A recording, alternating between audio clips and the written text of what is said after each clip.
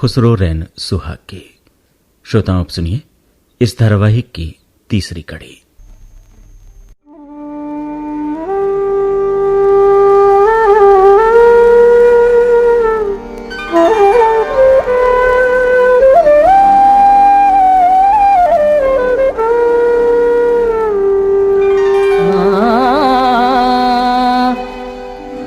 खुसरो रैन सुहाग की, रैन सुहाग की,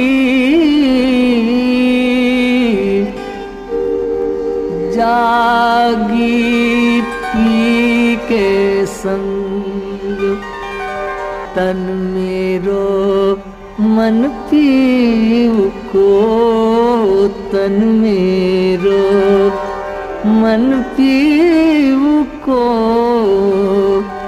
दो भैक रंग। धारावाहिक खुसरो रैन सुहाग की पिछली कड़ी में आपने सुना कि खुसरो के नाना इमादुल मुल्क 8 साल के खुसरो को लेकर हजरत निजामुद्दीन औलिया की दरगाह में आते हैं और बताते हैं कि खुसरो के पिता सैफुद्दीन महमूद जंग में मारे गए। अब उन्होंने खुसरो को तालीम और तरबियत के लिए अपने पास दिल्ली बुला लिया है। हजरत निजामुद्दीन औलिया बच्चे को दुआ देते हैं और इमादुल मुल्क को नसीहत करते हैं कि खुसरो के लिए ऐसे उस्ताद का इंतजाम करना जो खुले जहन और साफ दिल का हो। खुसरो के नाना खुसरो के उस्ताद को पढ़ाने से मना कर देते हैं, जो खुसरो को इसलिए मारा करते थे कि खुसरो पढ़ने से ज्यादा शायरी पर ध्यान देते हैं। खुसरो की मां बसंत के मौसम में बसंत गाकर खुसरो को हिंदुस्तानी रस्मों के बारे में बताती हैं। जब खुसरो की मां पटियाली से अपने पिता इमादुल मुल्क के घर दिल्ली आती हैं तो नाराज होती हैं कि उसके पिता ने खुसरो को मथुरा घूमने भेज दिया है। वो अपने पिता से शिकायत करती हैं कि वो खुसरो को फकीर बनाना चाहते हैं। खुसरो के नाना इमादुल मुल्क खुसरो की मां को समझाते हैं कि उन्होंने खुसरो को मथुरा इसलिए भेजा है ताकि वो सिर्फ शाही आदाब और दरबारी तहजीब ही न सीखे, बल्कि आम इंसानों की सामाजी जिंदगी और ब्रज भाषा से भी वाकिफ हो जाए। अब आगे।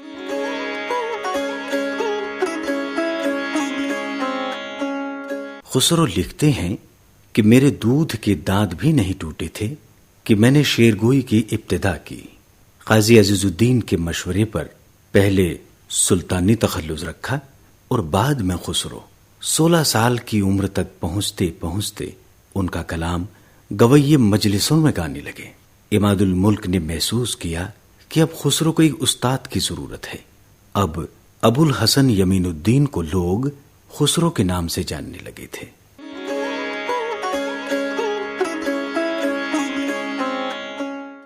आइए आइए मलिकुश्शोरा शहाबुद्दीन महमरा साहब, तशरीफ रखिए। शुक्रिया। अस्सलामु अलैकुम। जीते रहो। आप? हमारे नवासे हैं, अबुल हसन यमीनुद्दीन नाम है। शायरी का शौक है। खुसरो तखल्लुस करते हैं। क्या? खुसरो? जी, पहले सुल्तानी तखल्लुस करते थे, अब खुसरो तखल्लुस करते हैं। हैरत है। साहबजादे, आपकी उम्र क्या है? 16 साल। खुसरो, अच्छा हाँ।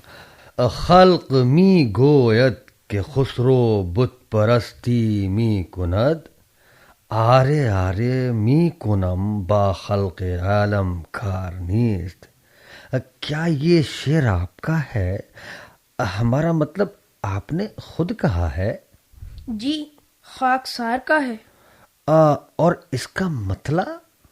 अर्ज किया है, काफिरे इश्क़म मुसलमानी मरा दरकार नेस्त, हर रगे मंतार गश्ता हाजिते जुन्नार नेस्त। सुभान अल्लाह। आप जानते हैं इमादुल मुल्क, हम मौसीकी की महफिलों से बहुत दूर हैं। यूं ही जा रहे थे कि कव्वाल के गाने की आवाज कान में पड़ी और कव्वाल खुसरो की यही गजल गा रहा था। हम ठहर गए, कान लगाकर सुनने लगे। समझ नहीं पाए ये कौन खुसरो है, लेकिन कलाम सुनकर हमारी तबीयत बेचैन हो गई।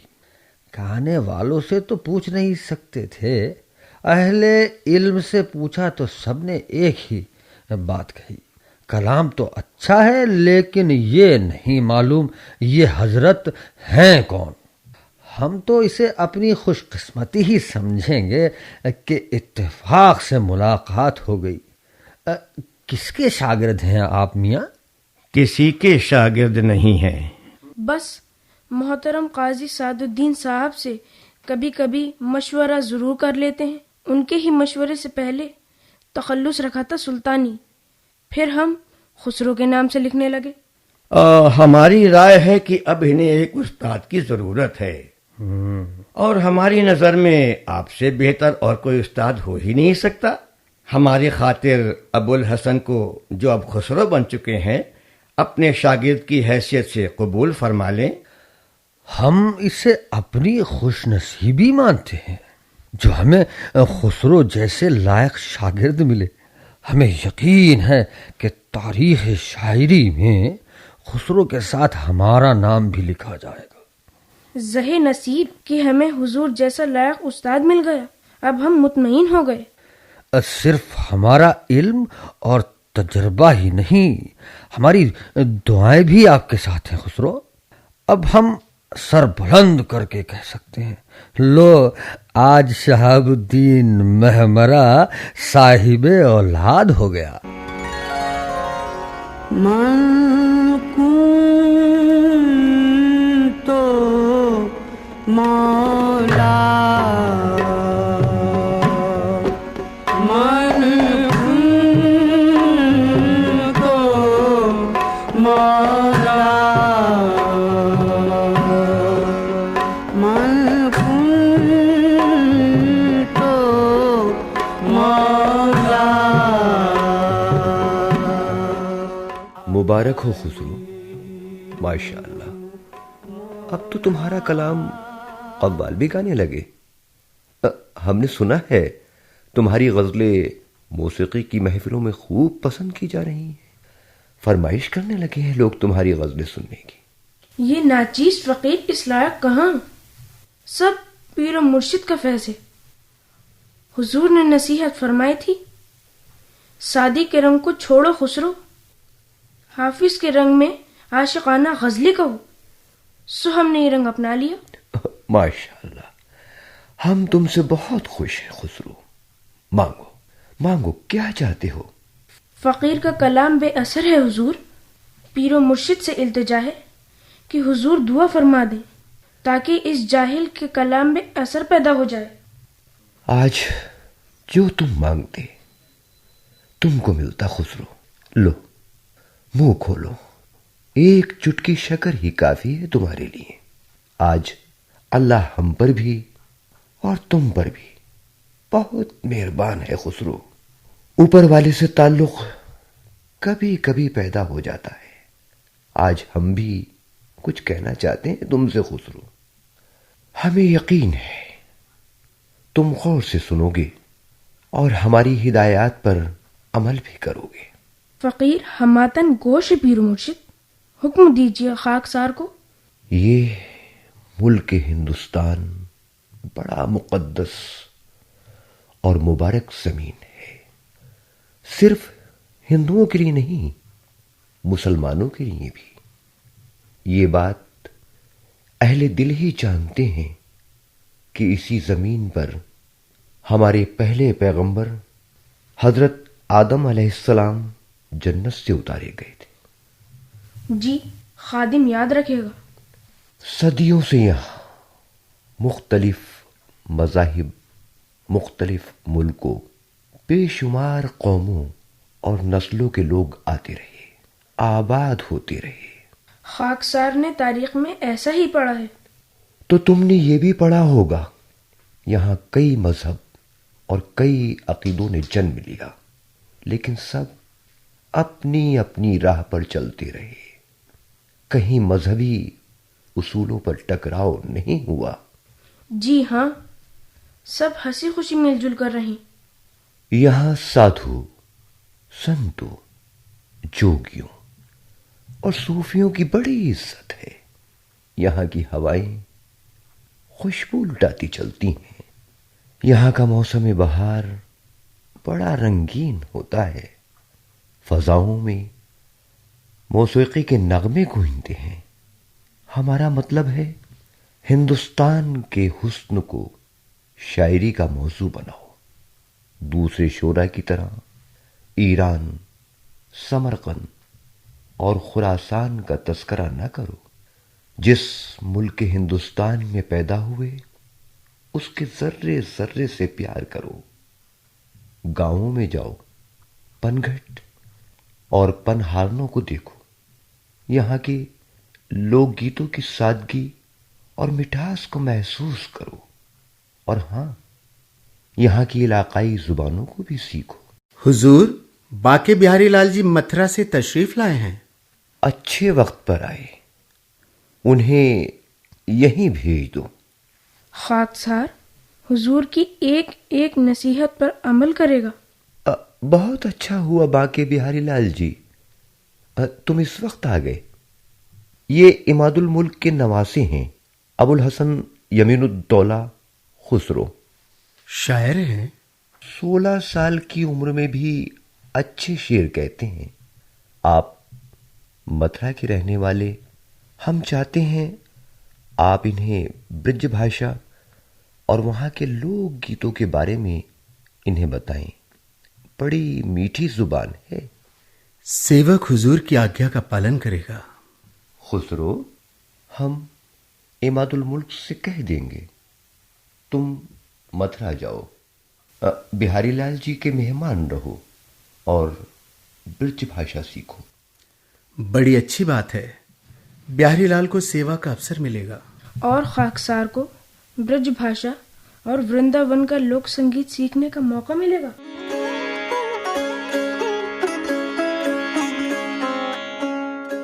मथुरा के माहौल ने खुसरो की शायरी का मिजाज ही बदल दिया। वो अब तक फारसी जबान की शीरी बयानी के कायल थे, लेकिन ब्रज भाषा की मिठास और नगमाबार शब्दों ने उन्हें इस कदर मुतासिर किया कि वो इसी भाषा में गीत और दोहे लिखने लगे। उनकी ज्यादातर म्यूजिक कंपोजिशंस और लोकगीत ब्रज भाषा में ही हैं। सिर्फ खुसरो के अहद में ही नहीं, बल्कि हर जमाने में ब्रज भाषा का कलाम संगीत सभाओं और खानकाहों में गाया जाने लगा।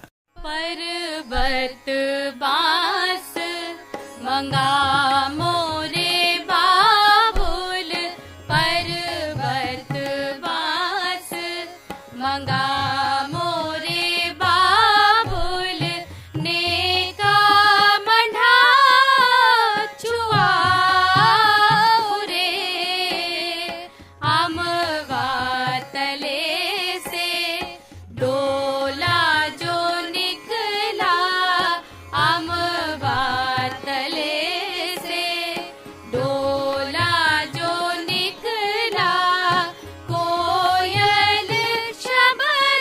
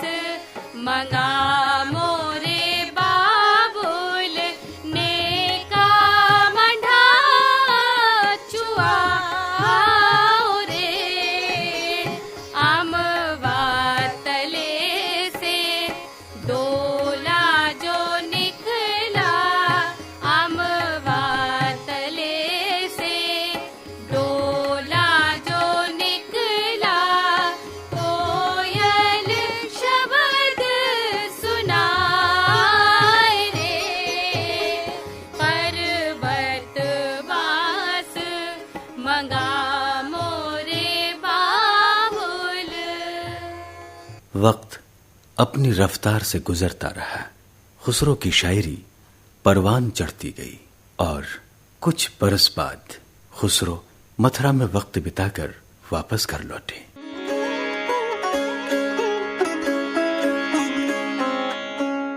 अब तो तुझे बचवा कहते हुए भी सोचना पड़ता है। क्यों माँ?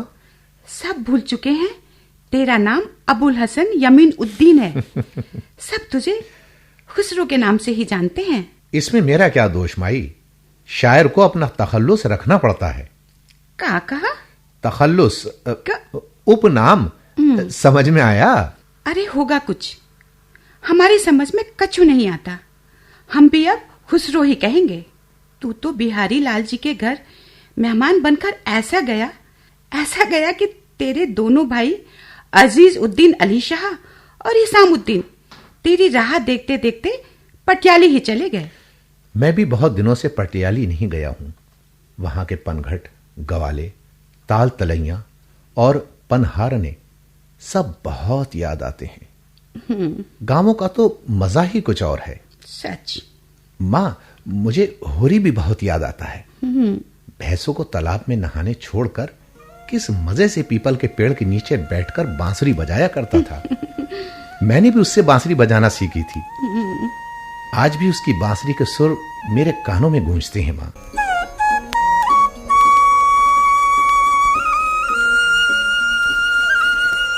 मथुरा, वृंदावन, बरसाना सब बहुत अच्छे लगे मुझे।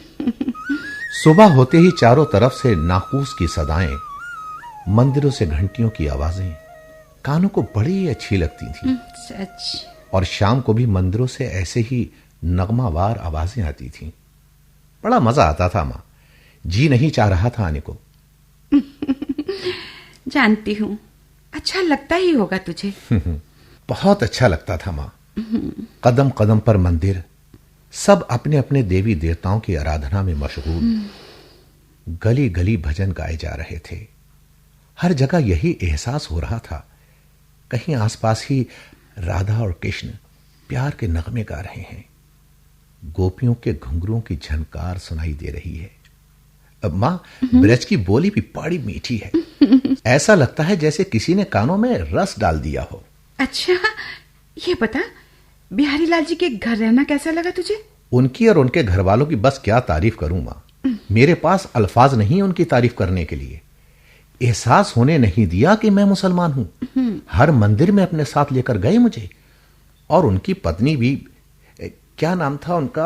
हाँ, याद आया मां, सावित्री जी। उन्होंने सावित्री और सत्यवान की कथा भी सुनाई थी मुझे। अच्छा, अरे बचवा, तू तो खूब हिंदी बोलने लगा। कहीं लोग तुझे हिंदू ना समझने लगे। मां, अब भाषा से मजहब का कोई ताल्लुक नहीं होता। आप हिंदी बोलती हैं और आपके शौहर तुर्की बोलते थे। अरब के मुसलमान अरबी बोलते हैं और ईरान के रहने वाले ईरानी। हाँ, तेरी बात तो ठीक है, पर तेरी अक्ल की बातें हमारी समझ में कम ही आती हैं। मैं समझा नहीं मां, आप कहना क्या चाहती हैं? हमने सुना है तू बड़ा शायर बन गया है। लेकिन हम तो तेरी फारसी भाषा जानते नहीं। अगर तुझे हिंदुस्तान अच्छा लगता है, मंदिरों में बजने वाली घंटियां और शंख की आवाज और ब्रज की बोली अच्छी लगती है, तो हिंदुस्तानी भाषा में कविताएं लिखना बचवा। हिंदुस्तान की कोई एक भाषा तो है नहीं मां। हमने अपनी मसनवी नूह सिफर में इन भाषाओं का तस्करा कर दिया है, जैसे सिंधी, लाहौरी यानी पंजाबी, कश्मीरी, माठी, कन्नड़, तेलंगी, गुजराती, तमिल, आसामी, बंगाली, अवधी। अब किस किस भाषा में शायरी करेंगे हम? अरे बाबा रे बाबा, इतनी भाषाएं बोली जाती हैं यहाँ। तू तो सबको छोड़, कुछ शायरी हमारी घरेलू भाषा में भी कर। ये बात है तो सुन मां, लेकिन शर्त यह है, आपको बताना होगा कि मैंने क्या कहा। तो क्या कोई पहेली है? ऐसी पहेली है जिसका नाम भी शायरी में आएगा। अच्छा, अच्छी बात है, सुना तू, हम बूझेंगे पहेली। और अगर नहीं बूझी तो चने की दाल का हलवा खिलाना होगा। मंजूर। तो सुनिए। शाम बरन और दांत अनेक, लचकत जैसे नारी, दोनों हाथ से खुसरो खींचे और यूं कहे तू आरी। ये कैसी पहेली है? श्याम वरण और दांत अनेक, लचकत जैसे नारी, दोनों हाथ से खुसरो खींचे और यूं कहें तू आरी। ये कैसी पहेली है? आपकी भाषा में है, फारसी और तुर्की में नहीं। बताइए बताइए। नहीं, हम नहीं बूझ पाए बचवा, तुम ही बताओ। अब चने की दाल का हलवा खाना है तो बताना ही पड़ेगा। सुनिए, श्याम बरन है यानी काली। जैसे हमारे नाना श्याम वर्ण के राजपूत हैं, उसके बहुत से दांत हैं, नारी की तरह लचकती इठलाती चलती है, दोनों हाथ से उसे खींचा जाता है और सब उसे कहते हैं आरी। अब समझ में आया। आरी जी, आरी जिससे लकड़ी काटते हैं। जी हाँ, जी हाँ। अरे वाह वाह बचवा वाह। बस एक और पहेली सुना दे, फिर देख हम बूझते हैं या नहीं। ठीक है, अब आप बूझिए। नर से पैदा होवे नार, हर कोई उससे रखे प्यार, एक जमाना उसको खावे, खुसरो पेट में वो ना जावे। नर से पैदा होवे नार, हर कोई उससे रखे प्यार, जी, एक जमाना उसको खावे, खुसरो पेट में वो ना जावे। बताइए। अरे नर से नार कैसे पैदा हो सकती है बचवा? हमारी समझ में तो कुछ नहीं आता। पता नहीं तू कैसी पहेली बनाता है। वाह माँ, इतनी सी बात समझ में नहीं आती। सूरज नर है या नार? सूरज नर है। और सूरज से क्या पैदा होता है? धूप। अरे बचवा, अब समझ गई। इसका उत्तर है धूप। वाह रे वाह, क्या मजे की पहेलियां लिखता है तू। अब भी पकाती हूँ तेरे लिए हलवा। वाह माँ। पहले तुझे हलवा खिला दूं, फिर सुनूंगी और पहेलियां, और अपने नाना को भी सुनाना, बहुत खुश होंगे। जी माँ।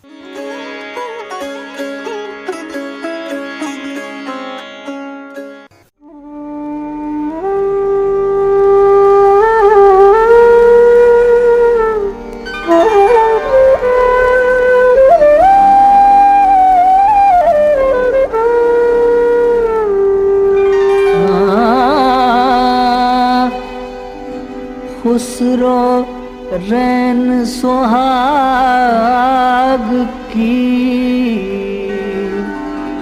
रैन सुहाग की, जागी पी के संग, तन मेरो मन पीव को, तन मेरो मन पीव को, दो भैक रंग। खुसरो रैन सुहाग की। श्रोताओं, भी आप सुन रहे थे इस धारावाहिक की तीसरी कड़ी। लेखक थे श्री नफीस सिद्दीकी। भाग लेने वाले कलाकारों का भूमिका सहित परिचय इस प्रकार है। खुसरो यूसुफ बरनी, दौलतनाज सरिता लाल, इमादुल मुल्क बलबीर पाठक, शाहब मेहमरा की भूमिका में थे नवेद कैसर शाह, निजामुद्दीन की भूमिका निभाई सैयद मोहम्मद आदिल ने, और बिहारी लाल सतीश जोसेफ। सूत्रधार की भूमिका सुरेंद्र राजेश्वरी निभा रहे थे।